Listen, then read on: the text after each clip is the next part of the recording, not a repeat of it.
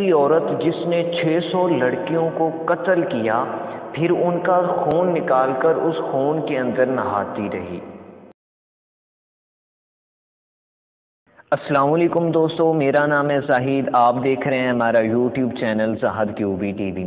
ہمارا ایمان ہے کہ آج نہیں تو کل ہم نے ایک دن اس دنیا سے چلے جانا ہے، موت برحق ہے جو ہمیں ایک دن آنی ہی ہے۔ آپ جانتے ہیں کہ تاریخ میں کچھ ایسے لوگ بھی گزرے ہیں جن کو لگتا تھا کہ وہ ہمیشہ زندہ رہ سکتے ہیں، اسی کوشش میں یہ لوگ تقریباً پاگل ہو گئے تھے۔ لیکن ایسے لوگوں کے ساتھ کیا ہوا اور کیسے ہوا، ایسے ہی عجیب و غریب لوگوں میں سے ایک عورت کے متعلق میں آپ کو بتاؤں گا۔ تاریخ کی خطرناک عورتوں میں اس کا ذکر ہے۔ یہ عورت بہت ہی امیر ترین عورت تھی اور اس کا شوہر فوجی سربراہ تھا۔ اس کی عادتیں بچپن سے ہی عجیب و غریب تھی، لیکن اصل مسئلہ پیدا ہوا جب یہ عورت بوڑھی ہونا شروع ہو گئی۔ بچپن، جوانی اور بڑھاپا زندگی کا حصہ ہے، لیکن یہ عورت بوڑھا نہیں ہونا چاہتی تھی اور کبھی مرنا بھی نہیں چاہتی تھی۔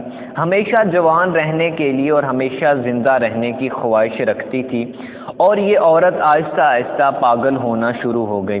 اگر یہ جوان لڑکیوں کو خون میں نہائے گی، اس کے ذہن کے اندر ایک خیال پیدا ہو گیا کہ اگر یہ جوان لڑکیوں کے خون میں نہائے گی تو یہ کبھی بوڑھی نہیں ہوگی اور ہمیشہ زندہ رہے گی۔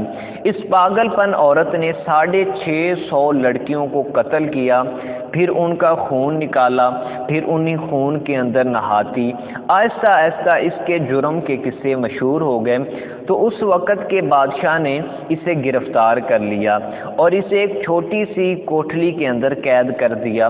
4 سال تک ایک کوٹھلی میں قید رہنے کے بعد آخر کار اس کی موت ہو گئی۔